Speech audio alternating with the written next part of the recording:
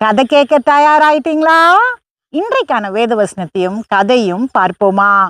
பிள்ளைகளை வளர்க்கும் போது நம்ம பட்ட கஷ்டம் பிள்ளைகள் படக்கூடாது அப்படின்னு அவங்களுக்கு சொகுசு வாழ்க்கையை கொடுக்கறதுக்கு நம்ம முயற்சி பண்றோம். கேட்டதெல்லாம் வாங்கி கொடுத்துடுறோம். வேதம் என்ன சொல்லுகிறது என்று பார்க்கலாம். நீதிமொழிகள் 22:6. பிள்ளையானவன் நடக்க வேண்டிய வழியிலே அவனை நடத்து, அவன் முதிர் வயதிலும் அதை விடாதிருப்பான். பாத்தீங்களா வேதம் என்ன சொல்லுதுன்னு? சின்ன வயசுலயே பிள்ளைகளுக்கு நம்ம என்ன கற்றுக் கொடுக்கிறோமோ அதுதான் பின்னாடி அவங்களுக்கு உதவியா இருக்கும். அவங்கள நம்ம சொகுசா வாழ்க்கையின் கஷ்டங்களை சொல்லி கொடுக்காம காட்டாம வளர்த்துட்டோம்னா அவங்களுக்கு கஷ்டங்களை பின்னாடி சமாளிக்கிறது ஒரு பெரிய போராட்டமா இருக்கும். ஒரு கூட்ட கழுகு பறந்துகிட்டே இருக்கும்போது ஒரு சின்ன தீவை பார்த்துச்சு. அந்த தீவுல நிறைய சாப்பாடு அவங்களுக்கு ஏத்த மாதிரி இருக்குதுன்னு எல்லாம் அங்க போய் தங்கிட்டாங்க. வருஷ கணக்கா அவங்க அங்கேயே இருந்து முட்டையிட்டு குஞ்சு பொரிச்சு வாழ்ந்துட்டு இருந்தாங்க. நல்ல சாப்பாடு இருந்ததுனால வேட்டையாட வேண்டிய அவசியம் இல்லை. நல்ல கொழு கொழுன்னு வளர்ந்துட்டாங்க எல்லாருமே.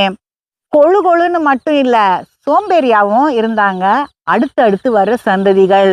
அப்போ ஒரு வயதான கழுகு சொல்லுச்சு, இது சரியான போக்கு இல்ல, நம்ம நல்லா பறந்து வேட்டையாட கத்துக்கணும், அப்பதான் நம்மளை நாமே காப்பாத்திக்க முடியும் அப்படின்னு.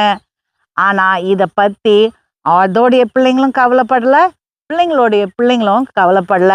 அந்த வயதான கழுக எல்லாரும் கேலி பண்ணி திட்டி விரட்டி விட்டாங்க. உடனே இந்த கழுகு நான் இனிமே இங்க இருக்க மாட்டேன்னு தூரத்துக்கு பறந்து போயிருச்சு. சில மாதங்கள் கழிச்சு அது இந்த தீவுக்கு வரும்போது இங்கே நடந்திருக்கத பார்த்து அப்படியே அதிர்ச்சி ஆயிடுச்சு.